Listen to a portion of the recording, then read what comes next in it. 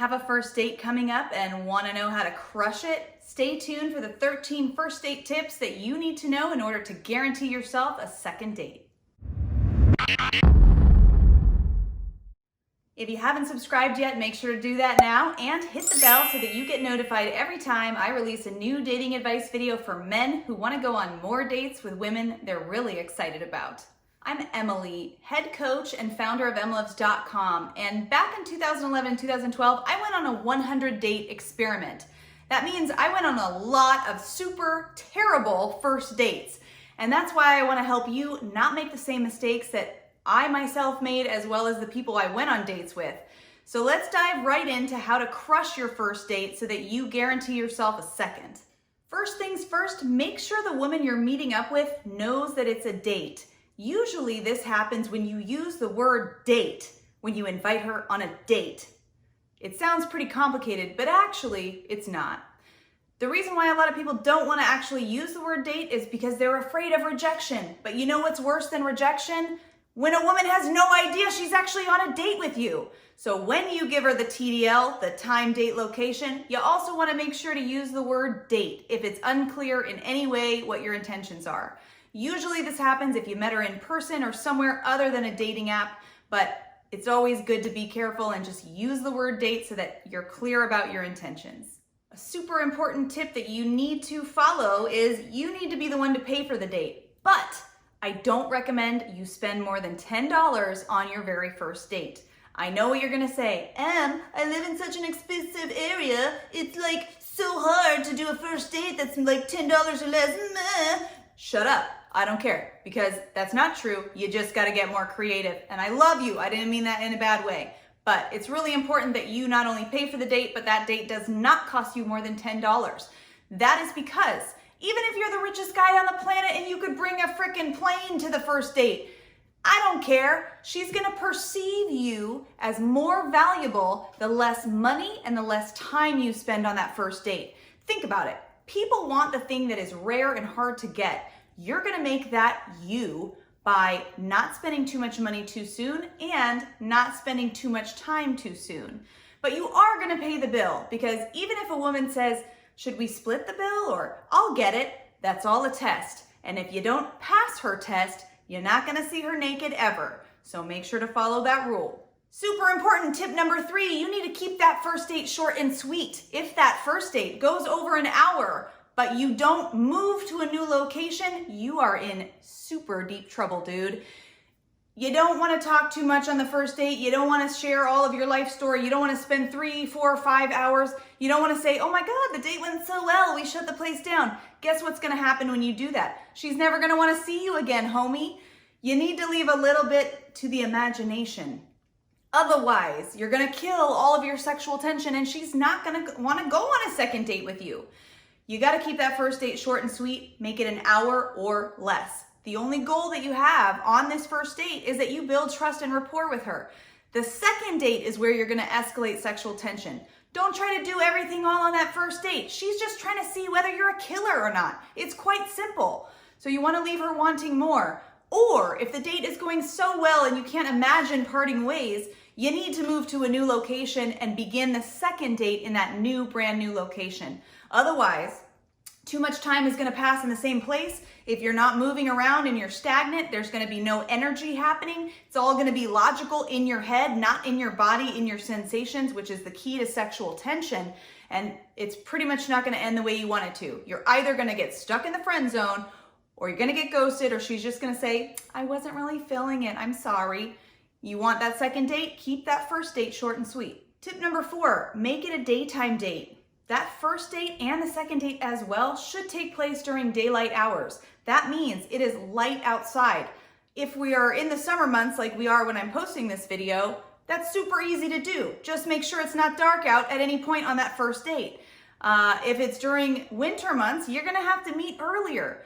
Reason being, if it's dark in any way, that's gonna set the woman to feel that fight or flight. She's gonna be a little bit more on her guard, especially meeting up with a stranger from the internet. It is a dangerous endeavor, you guys. I know you don't know because you're a bunch of dudes, but for women, it's actually quite dangerous for us to meet up with a stranger from the internet. That's why you're gonna plan your first dates when it doesn't freak her out subconsciously, and it's gonna be daylight outside. Another thing you're gonna do, you're gonna make sure you plan your first date for the right day. Mondays and Sundays, Sundays and Mondays, terrible days for dating. Oh my God, they're the worst. You know why? Because you're trying to make a first impression, and you're doing that on a day that everybody hates. Everybody hates Mondays. They're in a crummy mood. She's gonna associate you with the feeling she's feeling in her body about Monday. You don't want that. I'm here to tell you. The problem with Sundays, well, there's a lot of problems. One, people just tend to be a little bit nervous because the coming work week is coming up, and they're like thinking about, oh, I gotta meal prep, I gotta do laundry, I gotta do this and this and this. They're not thinking about the date. Even if they said yes to the date, chances are they're gonna flake because they had a big Saturday and now they forgot, oh my God. Or they're gonna change the plans, or they're gonna reschedule, or they're gonna show up and they're gonna be in their head and they're just gonna say, you know what, I didn't really feel the chemistry. I have seen this so many times, it's a lot, I've seen it. But feel free to test the concept and just see if that happens to you. Chances are you're gonna say, yeah, I just wasn't feeling it. But if you had met on a different day of the week, chances are you would have been feeling it. So save your time and energy, don't date on Sundays and Mondays. Another tip, you wanna be respectfully touchy. You wanna touch, you wanna hug hello, hug goodbye, and then maybe you show her something on your phone and you lean in and you touch arm to arm. The key is 3 touches minimum on the first date. And I know that we're coming out of this COVID situation and some people are more open to touch than others. What I say is, I'm a hugger. Are you hugging? Really important to touch. If you don't touch, you're in your head the whole time. Dating is not about being in your head. In fact, it's the very opposite of being in your head. It's not about logic. It's about feeling and sensation. So when you touch, that reminds her that there are feelings happening and sensations happening in her body, which is key to sexual escalation as you progress through the first, second, and third date. Hopefully you've enjoyed these first few first date tips, and we're gonna keep plugging along with those. But first, if this video is helping you, give me a like and subscribe to my channel. Also, if you have more questions about the first date, feel free to leave a comment in the comment section below. I would love to hear about it. Tip number 7, stay positive. Do you know how many dates I went on in 2011 and 2012? Oh my God, there was so many bad dates. I can't even begin to tell you, but you've gotta stay positive. And the only way that you can do that is by releasing your focus on the outcome. Stop trying to think that every person you're gonna go on a date with is gonna be the one. You're not on an interview. You're not trying to decide the rest of your life. You're not getting married tomorrow. Chill. Make a date. Date multiple people. Set a goal for yourself. I'm going on 20 dates in the next 90 days. And that way you're gonna safeguard your mindset so that you're not so focused on the outcome that you end up hating the process. Anytime you hate the process, that's when people throw away their dating apps, or they quit dating, or they decide they're gonna be celibate, whatever, I've heard it all. You don't have to do that. Enjoy the process by getting out of your own way, setting a goal for yourself of how many dates you're gonna go on, and then becoming the researcher or the observer of the date and of yourself. When you do that, it helps you to be present and in the moment, and you don't have all this stuff floating around in your head. It's kind of like a meditation. When you can be present on your date and really pay attention to what you're attracted to and what you're not attracted to, it really helps you to see not only what you're doing right and wrong, not only what the other person is doing right or wrong, but it also helps you to, it's just fun, basically. It's just fun when you get out of your head. When you're in your head, it sucks. Dating sucks when you're in your head. It sucks when you're focused on the outcome. Stop doing that and enjoy the moment. What are you doing in this moment on this date that is making you happy? Even if the other person is a troll. If you plan a date that's really compelling and really exciting, you're gonna have fun no matter what. So make sure to stay positive. It is natural for you to go through difficult periods in the dating process. Keep plugging away, keep listening to those positive reinforcers, the Tony Robbins, the Emlovz channel that keep you in the right mindset. Tip number 8, don't talk about money. Oh my gosh, you guys, do you wanna know how many guys I went on dates with back in my dating experiment that told me how much money they had in their bank account? Dude, it's none of my business. It's none of your business, it's none of her business. So don't tell her how much money you have in your bank account, or the fancy school you went to, or the cool car you drive, or the awesome neighborhood you live in, or the famous people that you know. That is all just a subliminal way for you to tell her that you're insecure about yourself. You don't need to give away that information. Somebody who's confident doesn't need to make up for all the ways that they're feeling insecure. So recognize that when you're talking about money or status of any kind, you're actually sending the message that you're super insecure, and then she's gonna wonder whether it's even worth her time to spend any more time with you. Another thing you wanna do is have that second date already ready to go in your mind so that you can close for the second date while you're in front of her on the first date. The cool thing about this is you can actually use information that you gain on the date to create a compelling date idea. Let's say, for example, you're standing out looking at the ocean and you see all these kite surfers. And then you say, or she says, you know, I've always wanted to try that, but I've always been too afraid to do it. And you're like, oh my God, that sounds amazing. Why don't we do it next weekend? Now, all you did was listen and then leverage the thing that she said would be compelling to her to try, and you leveraged it to get to your second date. Now she's gonna say yes for sure because she actually came up with the idea. You just leveraged it to your advantage and made it a date plan. That's what you can do on your dates to get to the second date. Make it sound like something she really wants to do because it kind of came from her in the first place. And asking in person eliminates the unnecessary texting back and forth, the checking of the schedules, yada, yada, yada. That helps to maintain your mystery in between dates, which increases your sexual tension, and it's just a lot more powerful.